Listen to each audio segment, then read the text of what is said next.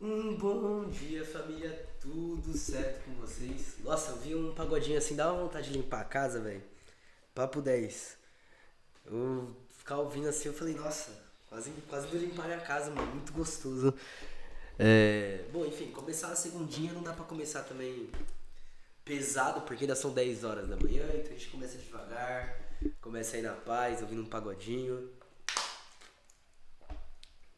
Hoje pra mais um dia de Bacunin, encerrando o livro, né? E, enfim, eu demorei uma cota, fiquei mal da garganta semana passada. Ontem eu ainda peguei chuva, achei que eu fosse ficar mal. Porque. Salve, salve Shazam, como você tá, camarada? Suave? Eu peguei chuva, tava no show do BK. Na verdade, antes do show do BK, né? Porque eu colei lá no Centro Cultural, mano, de tarde. E a gente tava lá, pá, o DJ tocando, pá, não sei o que. Bom dia, Liviana, como você tá, camarada? Suave? Tava o DJ tocando lá, nós fritando, fritação, fritação, fritação. Aí começou a chover, mano. Aí, só que assim, a chuva não veio do nada, tá ligado? Ela veio crescendo. Aí a gente falou, não, vamos ficar aqui, tá suave ainda. Foi passando, começou a apertar a chuva, apertar a chuva. Não tinha lugar pra se. Ixi, nossa, foi osso ontem. Foi. Então eu acredito que nos próximos dias eu vou ficar zoado de novo. Mas a gente dá um jeito, a gente segue. É... E aí, eu já queria, né, pedir desculpa e alertar vocês novamente que os horários das lives vão estar nessa doideira mesmo, sabe? Eu fazia muito tempo que eu não fazia live de manhã, mas agora é bem possível que todas as minhas lives comecem a ser de manhã, tá ligado? Mesmo esquema daquela época da CPI e tal, talvez eu comece a fazer live inclusive mais cedo pra eu fazer a live e aí sim eu ir fazer o resto das coisas do dia, tá ligado? Trampo de manhã e aí depois eu vou estudar, fazer as coisas da faculdade. Porque, enfim, mano, tá uma doideira.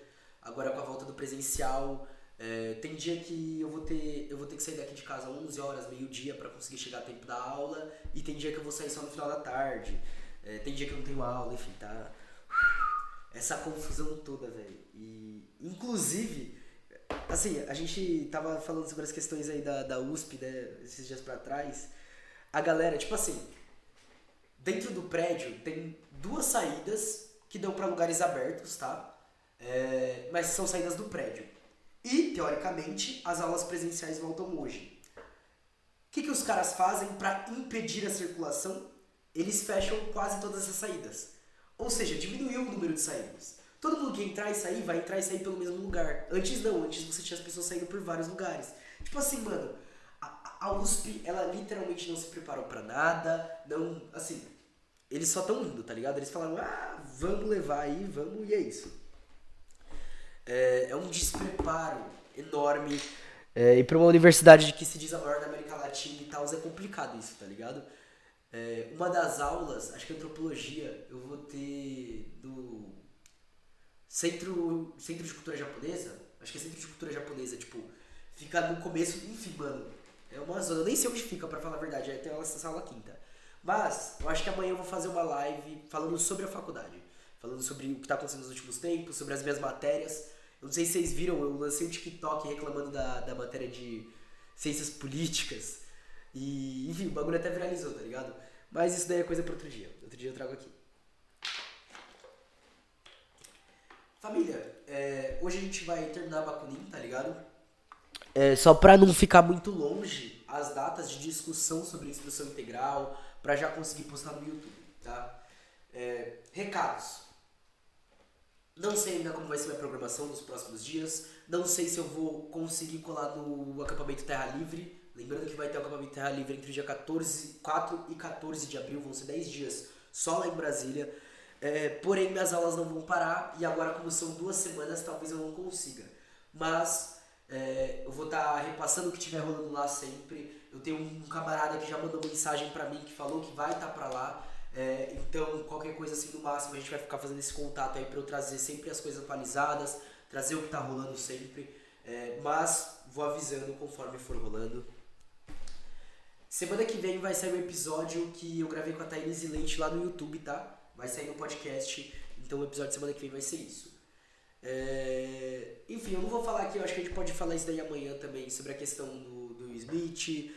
sobre a questão do que a galera tá falando, principalmente essa galera branca aí falando merda, que quer pagar de cientista social falando merda, né? O cara falou...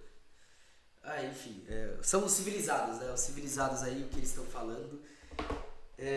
E tinha mais uma coisa que eu queria falar também, que eu queria deixar para outro dia, na verdade, mas eu não lembro o que é agora. Esqueci total.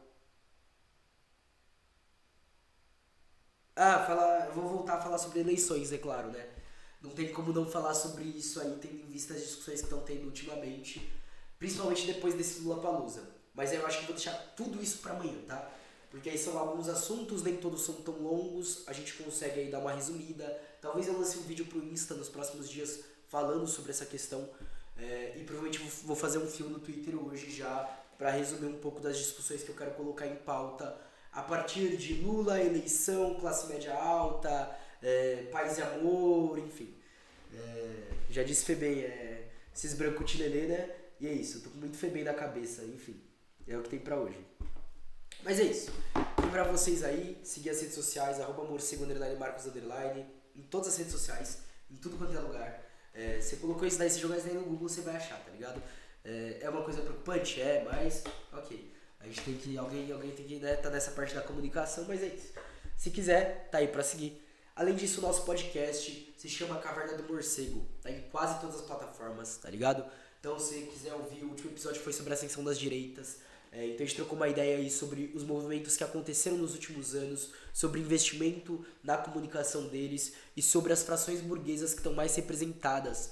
É interessante pra gente entender a movimentação. Família, um segundinho que eu vou acender a luz rapidão. Aí, senão eu não consigo ler, né, família?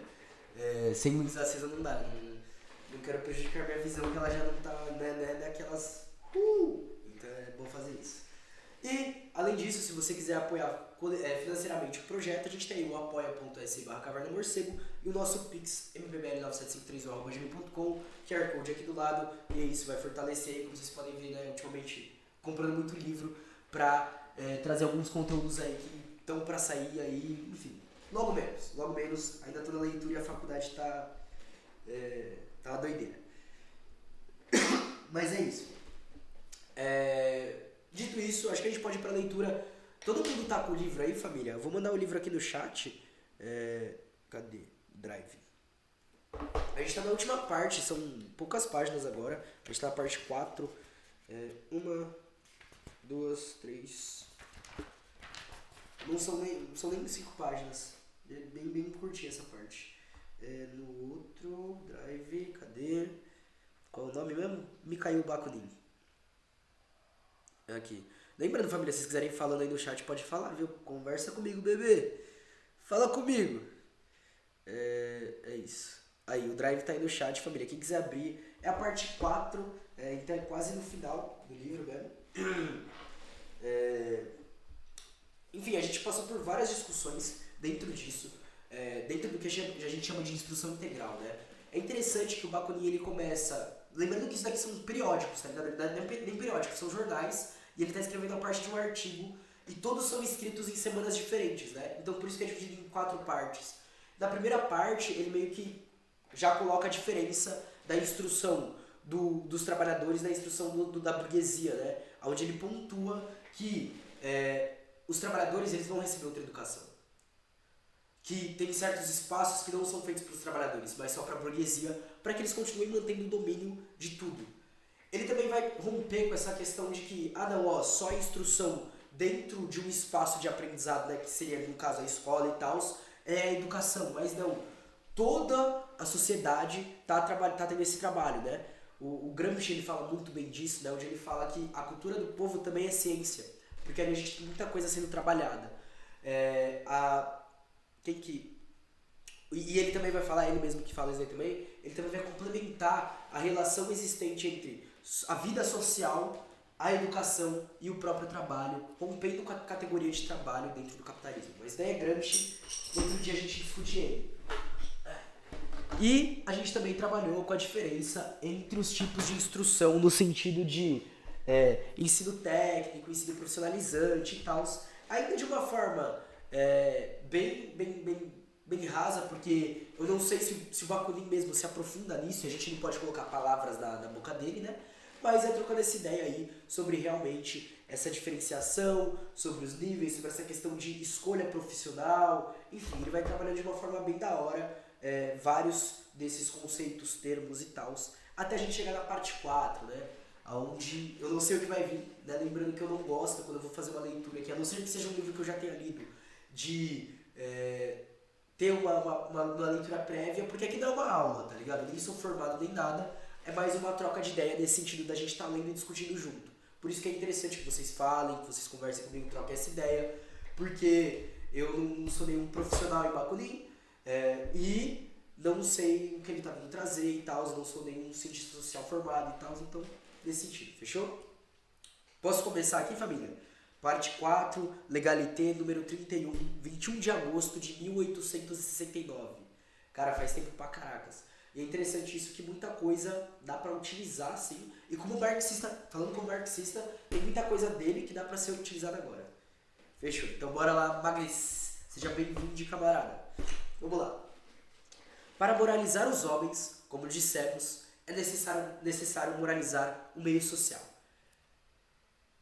Sem me aprofundar muito, mas aqui a gente entra uma questão interessante, porque ele está diferenciando, tipo, moralizar os homens no sentido de são várias pessoas num coletivo, só é possível se você moraliza o meio social. Porque se você, pensando assim no capitalismo, se você não altera a sociabilidade capitalista, as relações sociais de produção dentro do capitalismo, que só podem ser alteradas a partir da mudança dos modos de produção, como você vai alterar a moralidade, sendo que essa moralidade é criada pelo modo de produção, que forma as relações sociais de produção, e por aí vai. Ele em uma linha, ele já abre toda essa linha de pensamento sem se aprofundar, tá ligado? Pro jornal, show. Pro livro não seria show, mas pro jornal, perfeito. O socialismo, baseado na ciência positiva, e aí eu preciso depois, se alguém puder também trazer isso, ou se souber alguma coisa disso, se sobre ciência positiva ele está falando no sentido de avanço para cima das formas sociais, ou se ele está falando no sentido dessa nova ciência que é trabalhada a partir dos tempos modernos, porque aí a gente pode entrar em discussões. Eu vou marcar aqui só para pesquisar, porque eu realmente não sei. Recusa absolutamente a doutrina do livre-arbítrio, né, o socialismo. Considera que tudo aquilo a que se chama vícios e virtudes dos homens, mais não é do que o produto da ação combinada da natureza propriamente dita e da sociedade. A relação natureza, sociabilidade capitalista. A natureza, enquanto atividade etnográfica, fisiológica e patológica, né, que cria essas condições naturais mesmo, pré-existentes, e a organização social desenvolve-as. E aí, justamente, no meio da sociabilidade vai ter relações diferentes. Trava-as ou altera seu movimento. Todos os indivíduos, sem exceção, são em todos os momentos da sua vida o resultado da natureza e da sociedade. Ok. Até aí, justo. Inclusive, para os marxistas que quiserem maior aprendizado, maior aprofundamento nisso, a gente tem o Engels, né? O Engels trabalha com essas coisas. A ciência estatística só é possível graças a essa fatalidade natural e social. Esta ciência não se contenta em constatar e enumerar os fatos sociais, procura o seu encadeamento e relações com a organização da sociedade. A estatística criminal, por exemplo, constata que num país, numa mesma cidade, durante um período de 10, de 20, de 30 anos ou mais, caso nenhuma crise social e política transforme as disposições da sociedade, o mesmo crime ou o mesmo delito é cometido todos os anos mais ou menos, na mesma proporção. O que é ainda mais notável, o seu modo de perpetração renova-se tantas vezes num como no outro. Por exemplo, o número de envenenamentos, de homicídios com o ferro R, com armas de fogo, bem como o número de suicídios por tal ou tal meio, são quase sempre os mesmos. O que levou o célebre estatístico belga Aimé Quetelet a dizer essas palavras memoráveis: a sociedade prepara os crimes e os indivíduos apenas executam. Isso é uma coisa interessante, porque a sociabilidade capitalista ela precisa da criminalidade para N motivos. A gente pode falar em vários níveis de crime, mas, por exemplo, a sociabilidade capitalista precisa da corrupção para se perpetuar. A corrupção faz parte do sistema capitalista. Isso é um fato. Portanto, ela não vai acabar com ele. Ele pode alterar a forma e tal, não sei o quê, mas a corrupção continua. Mas além disso, por exemplo, para a gente ter uma polícia em um país de subimperialista, como é a questão do Brasil, e para ela poder reprimir as pessoas negras, você tem que imputar o crime, mesmo que esse crime realmente não aconteça, mas você tem que colocar na subjetividade das pessoas que esse crime vai acontecer, que existe esse medo. Então você fomenta, por exemplo, através de programas policiais, jornais sensacionalistas e tudo isso, para você colocar no subconsciente das pessoas que está a todo tempo acontecendo esse crime. Não que necessariamente aconteça a todo tempo, em todo lugar e tal. Mas se você tiver na mente isso, o alvo pode ser alvejado. E isso, como a gente bem estuda, essa parada do crime se tornar constante normal, até o Durkheim fala, né, de fato social e tal. Belo ponto, Shazam. Sim, o Durkheim ele trabalha com isso. Inclusive, tanto dos fatos sociais como sobre o suicídio. Ele vai estudar o suicídio a partir de uma questão de por que ele acontece, como que ele acontece, que grupos ele acontece, e aí ele vai se aprofundando. E aí é onde entra até uma parte mais estatística das ciências sociais, que é a parte de você provar isso, tá ligado?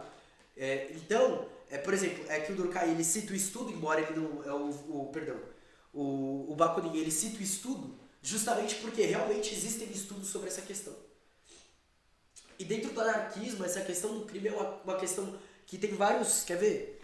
Vou ver se eu acho aqui certinho. Cadê? Eu lembro de ter visto uso medo como controle, né? Exato. Você não precisa necessariamente do crime quando você pode criar o crime. Porque olha o que ele fala, a sociedade prepara os crimes, tá ligado? Não necessariamente de criar, mas de preparar isso. Eu tinha lido uns textos sobre crime, mas eu não vou achar agora. Aqui, ó. O próprio Kropotkin tem um texto, né, chamado O Crime do Mundo Livre. Não sei se esse daqui fala exatamente sobre crime, mas eu lembro que é alguma coisa relacionada com a questão de o que nós fazemos, tá ligado? Aí, ó, tá falando de propriedade, individualismo, vida material, enfim, todas essas questões. Então, essa parte do Bakunin, e aí eu falo, eu queria que fosse um livro pra ver qual seria o aprofundamento dele sobre isso. De verdade, ia ser muito show.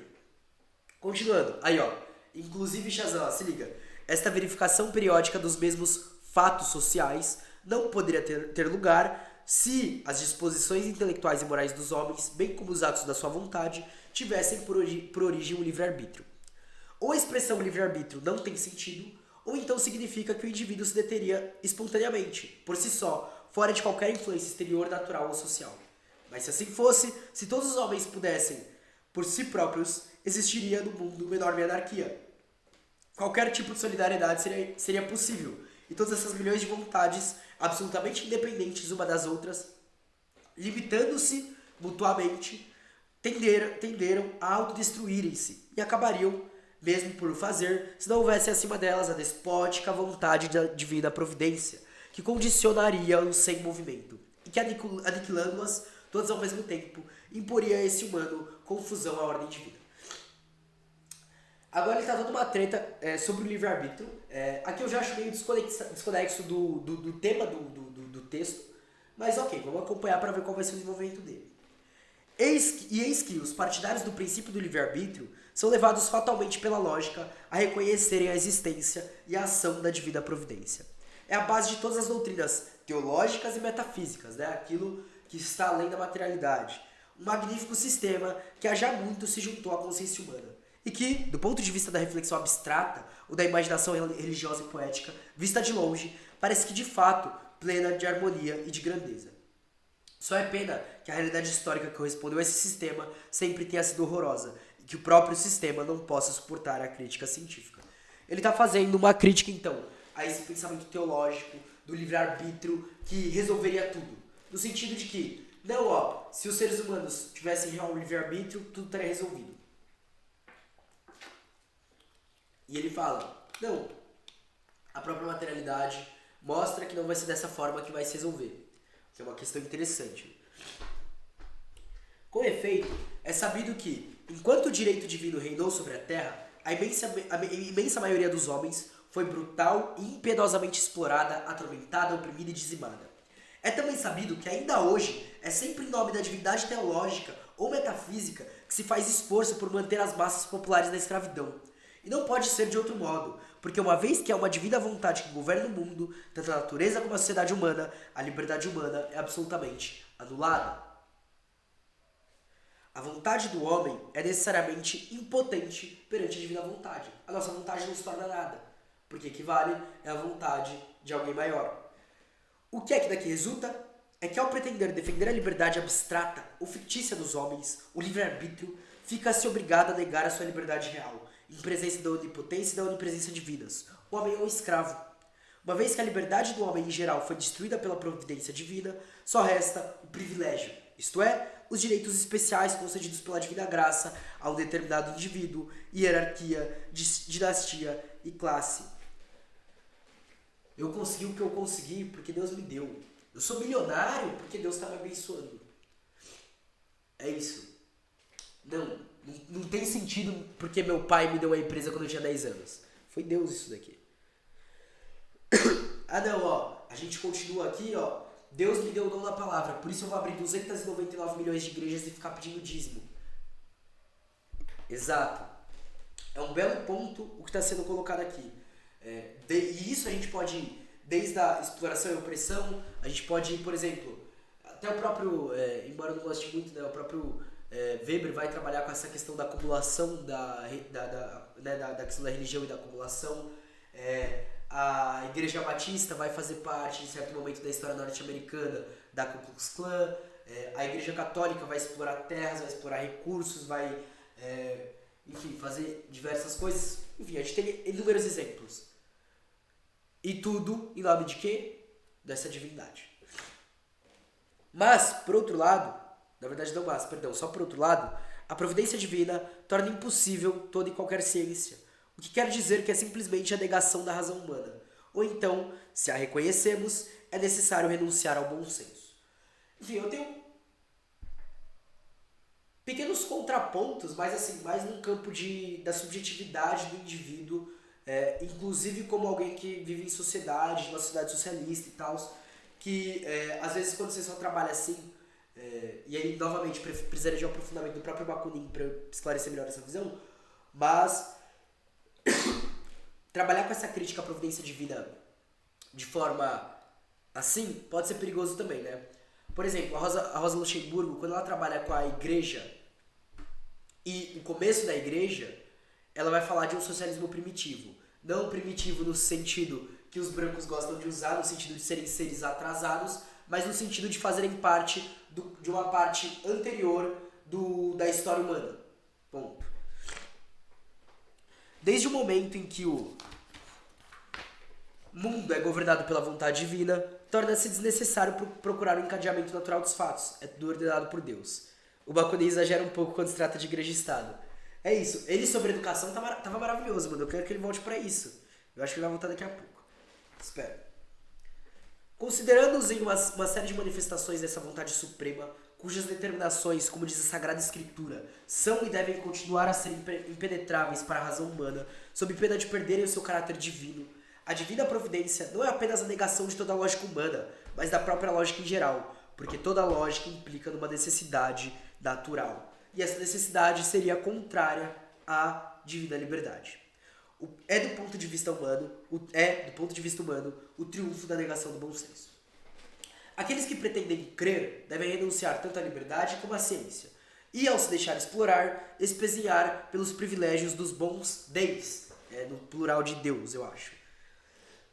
Devem repetir como Tertullian: eu acredito no que é absurdo, acrescento nesta outra expressão, tão lógica como a primeira: eu quero a iniquidade. Enfim, ok. Um pouco exagerado, mas tá bom.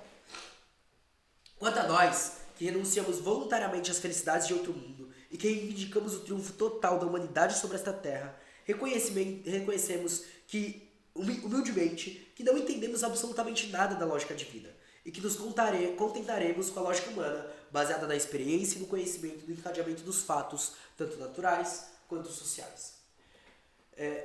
Cara, é interessante porque são poucos, embora aqui novamente de forma rasa, porque é um jornal e tal, são poucos pensadores que vão trabalhar essa relação de forma boa entre natureza e sociedade. Assim, pensadores que não tem uma cultura, um povo, uma etnia que é ligada a essa questão, né? Porque, por exemplo, a gente vai ter pensadores indígenas que já vão trazer uma abordagem concreta disso, 1000 vezes mais aprofundada do que isso. Só que desses pensadores que a gente tem como clássico, enfim, que é essa galera que cria teoricamente o anarquismo, que cria teoricamente não, né? Mas que se aprofunda teoricamente no anarquismo e no marxismo, a gente constantemente entra em pensadores que vão falar coisas ridículas, que vão, assim, viajar, que às vezes tem uma teoria maravilhosa, chega nesse ponto, cagam com a teoria. Interessante isso. E essa experiência acumulada, coordenada e refletida que chamamos ciência, demonstra-nos que o livre-arbítrio é uma ficção impossível. É impossível ter livre-arbítrio. Contrária à própria natureza das coisas. Aquilo que se chama vontade, mas não é do que o produto do exercício de uma faculdade nervosa. Tal como a nossa força física, mas não é do que o produto do exercício dos nossos músculos. E por consequência, tanto uma como outra são produtos da vida natural e social. Isto é, das condições físicas e sociais que cada indivíduo nasceu, e dentro das quais continua a desenvolver-se. E repetimos que qualquer homem, em cada momento da sua vida, é o produto da ação combinada da natureza e da sociedade. De onde resulta claramente a verdade que havíamos enunciado no número anterior. Para moralizar os homens, é necessário moralizar o seu meio social. E para moralizar, existe apenas um meio, o de fazer triunfar a justiça, isto é, a mais completa liberdade de cada um, da mais perfeita igualdade de todos. Caralho, a Rosa Luxemburgo, né? A desigualdade de condições e de direitos, a ausência de liberdade para cada um, que dela resulta necessariamente, é a grande iniquidade coletiva, que dá origem a todas as iniquidades individuais, suprime-a e todas as outras desaparecerão. Repara que ele fala que antes da gente ter esses problemas individuais, a gente tem um problema coletivo, a desigualdade coletiva. A gente tem toda uma questão de classe que vai se estruturar em conjunto com diversas outras questões que também vão trazer essas desigualdades individuais. E quando a gente vai para o núcleo da classe, e aí fazer uma pontuação, abrir um parênteses, porque como eu falei no começo da live, né, o próximo episódio vai ser com a Thaís Leite. Quando a gente for estudar como se estrutura economicamente o capitalismo, a gente também vai ver que, agregado a isso, entra a questão do racismo, entra o machismo na nova forma, na forma estruturada ao redor do capitalismo, e que eles vão adquirir formas sociais específicas por causa de como o direito, o Estado e o capitalismo se fundamentam. Saca? E aí você vai entender que, assim, eu não achei essa frase tão boa, mas você vai entender que na verdade ela faz muito sentido. Pra quem quiser, leia o livro da Thaís Leite, ouça a live com ela, que vocês vão entender um pouco melhor do que eu tô tratando aqui. A live já tá no YouTube, tá? Pra quem quiser. Tememos que, devido à pouca solicitude dos homens privilegiados em se deixarem moralizar, ou, que quer dizer o mesmo, em se deixar igualizar, só através da revolução social será possível o triunfo da justiça. Perfeito. Perfeito. Deixando isso, por hora, para trás, nos limitaremos a proclamar mais uma vez essa verdade. Aliás, é evidente que, enquanto o meio social não se moralizar, a moralização dos indivíduos é impossível. Para que os homens sejam morais, isto é, homens completos no sentido mais lato do termo, ou seja, no sentido mais largo do tema, são necessárias 3 coisas. Um nascimento higiênico, uma instrução racional e integral, acompanhada de uma educação baseada no respeito pelo trabalho, pela razão, pela igualdade, pela liberdade, e o meio social em cada indivíduo gozando de plena liberdade, seja realmente de direito e de fato igual a todos os outros. Repara que quando ele fala, por exemplo, o indivíduo de direito é igual a todos os outros, ele já passou inclusive da sociedade socialista. Porque ele está falando... quer dizer, ele não passou. Porque ele ainda está falando da existência do direito. Porque a igualdade que a gente prega é uma igualdade que ultrapassa os limites do direito. Se a gente precisa de aparato jurídico, a gente não ultrapassou uma forma social capitalista. Ok? Ponto. Mas, será que esse meio existe? Repara que ele faz essa pergunta. Será que esse meio existe? Não. Portanto, é necessário fundá-lo. Socialismo. Se no meio existente se conseguisse fundar escolas que dessem aos alunos instrução e uma educação tão perfeitas quanto é possível hoje imaginar, conseguiriam eles criar homens justos, livres e morais? Também não. Porque ao sair da escola se encontrariam uma sociedade que é dirigida por princípios absolutamente contrários a essa educação e a instrução que a instrução. E a instrução e acho que tem um erro de digitação. Não, porque ao sair da escola se contraria uma sociedade que é dirigida por princípios absolutamente contrários à educação e à instrução. E próprios lhes falta, enfim, não entendi bem. A moral não se prega senão pelo exemplo. E, sendo a moral socialista completamente contrária à atual moral, os professores, necessariamente mais ou menos dominados por esta última, faltam diante dos seus alunos precisamente o contrário daquilo que pregariam. Ou seja, o que ele está falando não dá para ter uma educação socialista dentro de uma sociedade capitalista. O que a gente pode construir é uma educação que lute para chegar ao socialismo. São coisas diferentes. Portanto, a educação socialista é impossível tanto nas escolas como nas famílias atuais. Você tem uma educação para o socialismo, não uma educação socialista. São duas coisas realmente diferentes. Para dar um exemplo, quem puder ler a Krupskaya falando sobre as escolas. Enfim, a expressão popular tem toda uma série sobre pedagogia socialista, tá? Então, quem tiver interesse, cola lá. Mas a instrução integral é igualmente impossível. Os burgueses não acham de modo algum que seus filhos devam transformar-se em trabalhadores. E os trabalhadores estão privados de todos os meios que possibilitariam aos seus filhos uma instrução científica. Continuando ele, gosto muito desses bons socialistas burgueses que passam dias a gritar: instruamos primeiro o povo para emancipá-los depois. Nós dizemos ao contrário, que se emancipe primeiro o povo, e ele se instruirá a si próprio. Quem instruirá o povo? Serei vós? Mas vós não os instruís, vós o envenenais, tentando inculcar-lhe preconceitos religiosos, históricos, políticos, jurídicos e econômicos, que se garantam a vossa existência contra ele, que ao mesmo tempo matam a sua inteligência, fazem crescer a sua indignação e sua vontade, esmagando-o com seu trabalho cotidiano e pela sua miséria, dizendo-lhes: instruí-vos, gostaríamos de vos ver a todos como os vossos filhos, instruindo-vos depois de 13, 14, 16 horas de trabalho embrutecedor, com a miséria e a incerteza do amanhã com recompensa. Repara que ele está negando uma espécie de paternalismo.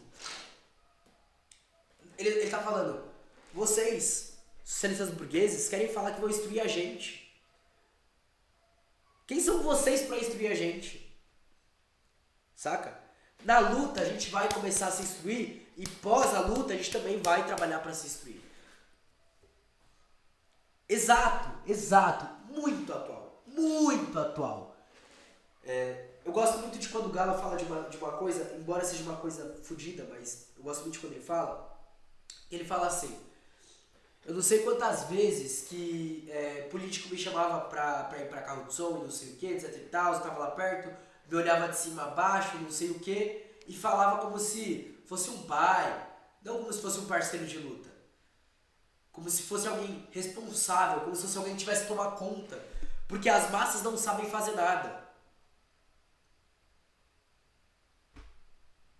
É isso. E isso se expande até pra uma galera que, nem seja tão pobre, mas seja uma galera da esquerda, racializada, qualquer minoria. Porque, por exemplo, hoje a gente teve um monte de branco rico chegando e falando: ah, galera, vocês não sabem discutir, vocês ficam falando aí, vocês estão defendendo a barbárie.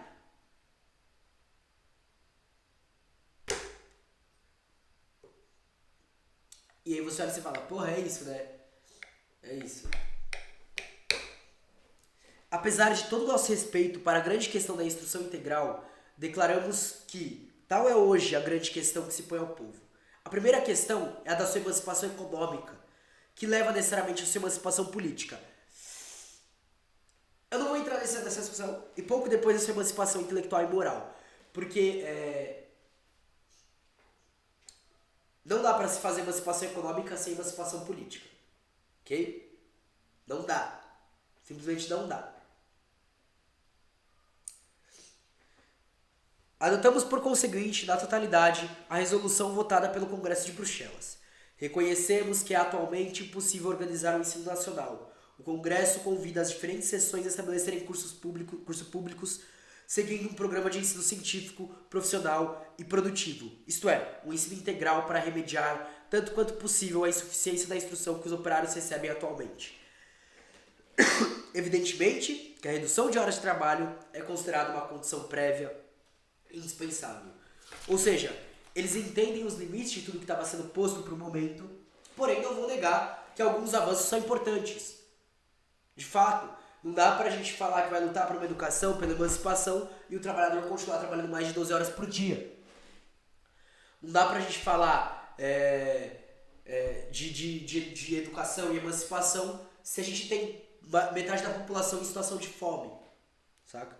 Quantas pessoas foram pra situação de rua nos últimos anos? Já era um número exorbitante, por exemplo, aqui na capital de São Paulo, imagina agora. Os operários farão, sem dúvida, todos os esforços possíveis para ter acesso à instrução, das condições materiais em que se encontram presentemente. Mas, sem se deixarem levar pelos cantos de sereia dos burgueses e dos socialistas burgueses. Concentrarão, antes de mais nada, os esforços sobre a grande questão da sua emancipação econômica, que deverá ser a origem de todas as outras emancipações. E assim ele encerra o livro. Novamente agradecer aí, ó, Jornal O Companheiro. Coloca aí no Instagram, Jornal O Companheiro, tá ligado? Que mandou aí o textinho pra nós. Agradecido, camarada. Muito boa. Curti a leitura. Inclusive, eu ganhei um outro livro de um camarada, enfim, acho que eu nem vou falar o nome do camarada porque, enfim, deixa abaixo. Eu ganhei esse daqui, ó. 31 teses insurrecionais. Enfim, família, vocês têm alguma coisa pra falar, perguntar, comentar? Pode falar. Agora é a hora. Incitamos a pirataria. Odiamos a propriedade. Da hora. Enfim, agora vocês podem falar, família. Vocês querem... Pode ser coisa... Não precisa nem ser coisa do texto, tá? Se vocês quiserem conversar, nós troca ideia. Tem que ter mais baconinho nessa live. Vamos ver qual... Ó, esse daqui eu já li. Esse daqui foi o que eu não gostei tanto. Esse daqui talvez dê pra ler. Calma aí que eu já mostro. Esse daqui da Luz Fábio eu não gostei. Tem esse.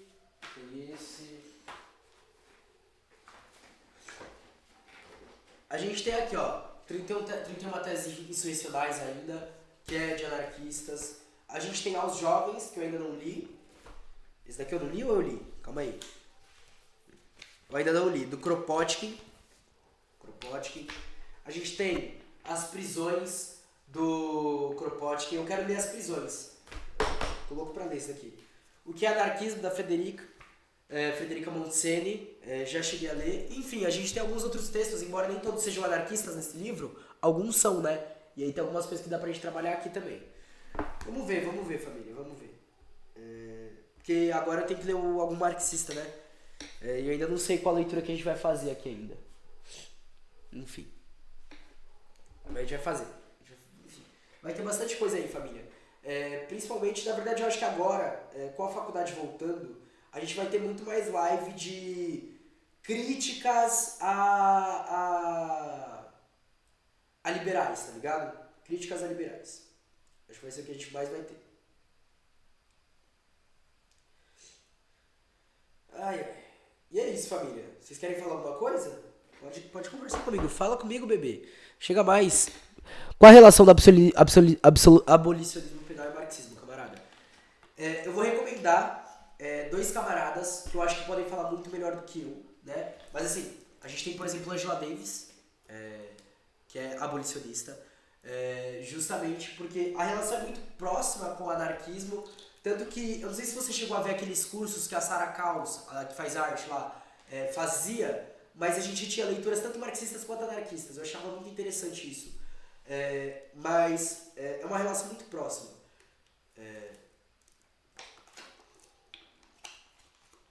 Então, na verdade, dentro do movimento... Quem que eu tava lendo? Era o Samir Amin ou era o...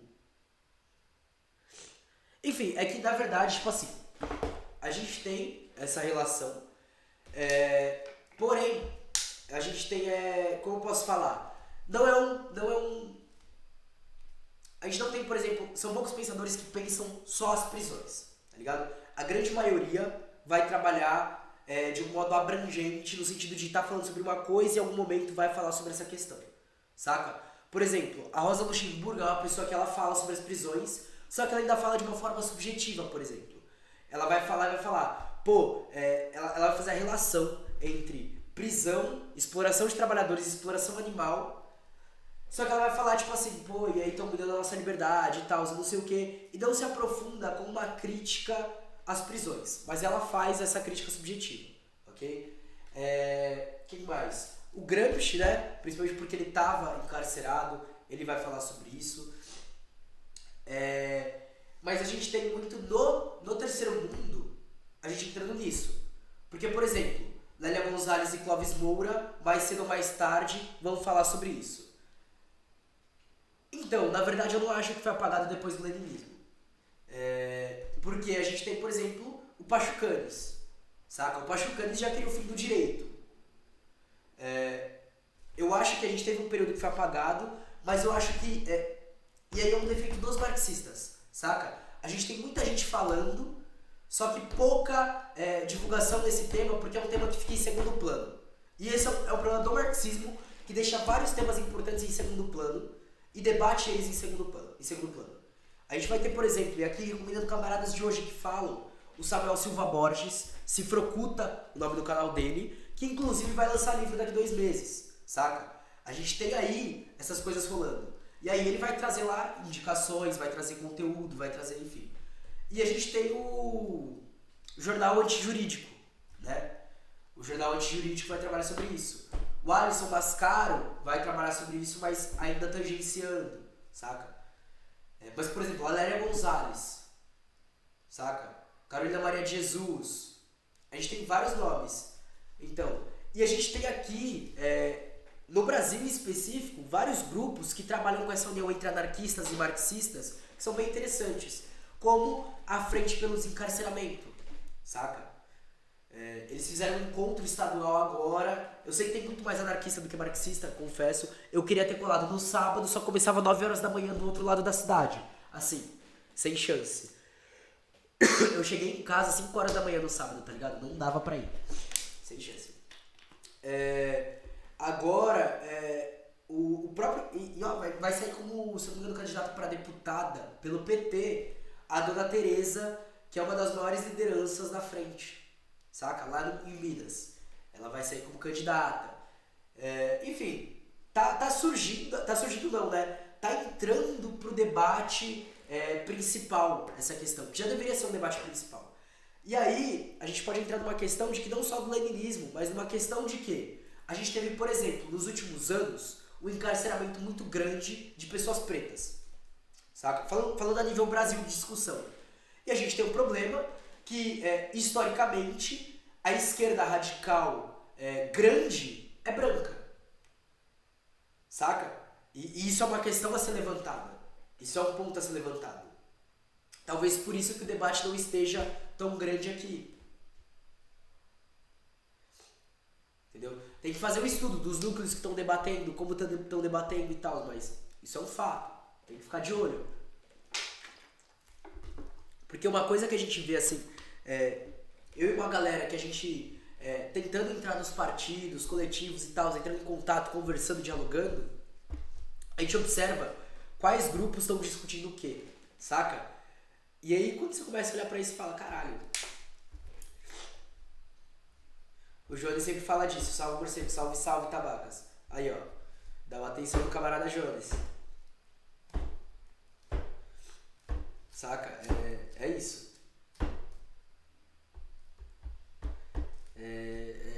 Essa é a fita. Eu tinha...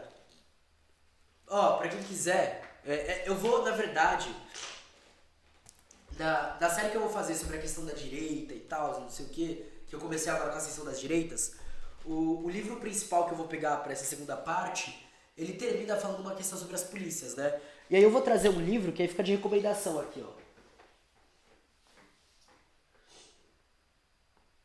Cadê? Vai! Cadê o livro? Ah, ele tá separado. Calma aí. Aqui. É verdade. Bala Perdida, da Boy Times. A violência policial no Brasil e os desafios para sua superação. Porque vou entrar nessa questão. Eu só falo pra tomar cuidado porque, tipo assim, ó.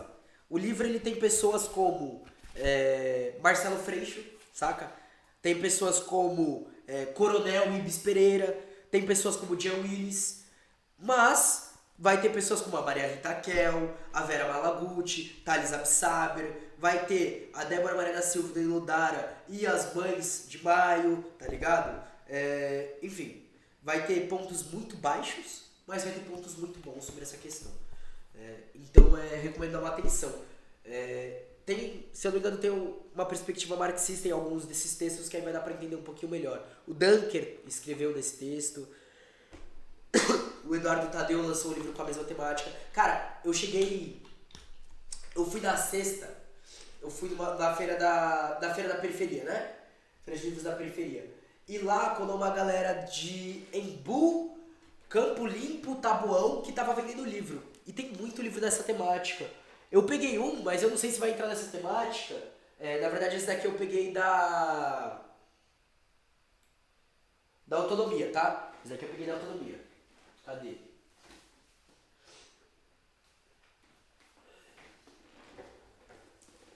Mobilidade antirracista, família. Mobilidade antirracista. Porque aqui, se liga nos temas.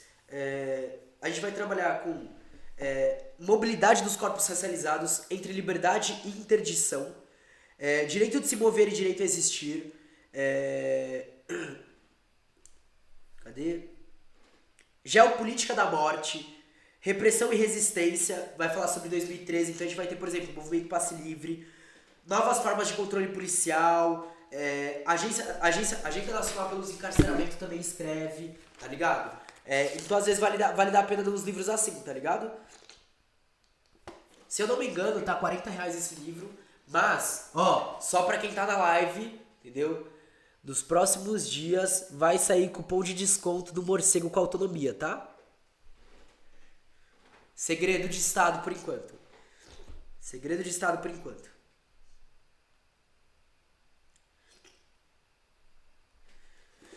Mas é isso. Então, recomendo Mobilidade Antirracista.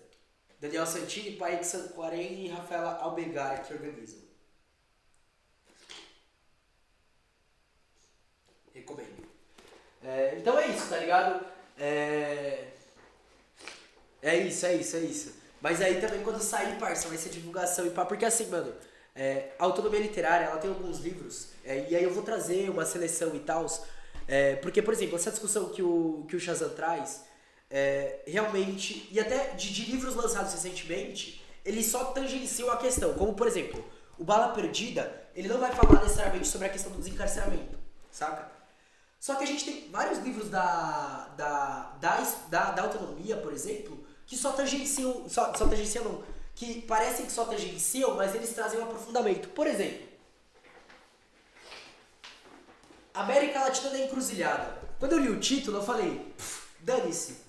Aí eu fui ler um pouquinho mais a fundo o que traz, né? Lawfare, golpes e luta de classes. Aí eu falei, vamos dar uma atenção no índice, né?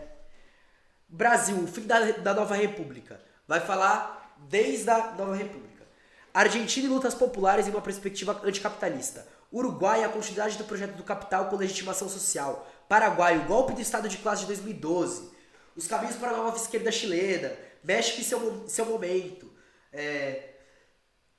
Vai falar sobre Estado, poder político e Estado dependente. Venezuela, a Revolução Bolivariana. Bolívia, 12 anos. A Via Equatoriana. Cuba, a Revolução buscando seu socialismo. Cara, e são temas, tá ligado? A gente tá falando de um livro de mais de 400 páginas. Enfim, umas coisas assim, tá ligado? E eu quero, e é interessante vocês trazerem isso, porque eu posso trocar uma ideia com a galera, inclusive eu tô esperando o Samuel aí dar uma desafogada, pra trazer episódio com ele, tá ligado? Pra fazer isso daí pra debate, colar com a frente pro desencarceramento, a gente também já tava vendo de fazer um episódio pra eles voltar a conversar com eles, tá ligado? É da hora saber isso, que aí a gente vai expandindo os rumos, trazendo outras coisas, trazendo novidades e colocando esses papos aí pra disputa principal da esquerda radical, tá ligado? Vamos somar. Não é de, ou é um tema ou é outro. Não, mas esses temas eles estão interligados em algum ponto. Vamos trazer, vamos abarcar a totalidade pra conseguir juntar todos os grupos realmente pra gente ter força aí pra disputar concretamente, né, velho? Porque senão a gente vai ficando pra trás, e não pode deixar, né? Mas é isso, família. São 11 horas. Amanhã eu volto. Amanhã eu tento vir um pouco mais cedo, tá? Vou tentar, vou ver. Depende de como tiverem os estudos, enfim. Vou tentar, tá? Quero desejar aí um bom resto de dia pra vocês, tá ligado? Falar pra vocês se cuidarem. Enfim, bebam água, estudem, construam e bora pra cima, tá, família? Até mais. Beijão no coração de geral. É isso. Calma aí, eu vou fazer rádio pra alguém. Ah, tem só 4 pessoas também. 5 pessoas? Deixa eu ver se tem alguém com pouca gente aqui online. Vamos ver. Porque eu acho que só tá o... Tamo junto, camarada. Eu agradeço a presença de vocês. Eu vou mandar a raid pro gamer da esquerda. Gamer de esquerda, tá, família? Ele tá trocando uma ideia com o tio João. E é isso. Até mais. Enquanto vai fazendo a raid, eu vou colocar a musiquinha de novo, tá? Então fiquem aí. Ô, camarada, sempre que precisar pode dar um salve no Insta, no Twitter, tamo aí, tá? Tamo aí pra construir, família. Até mais.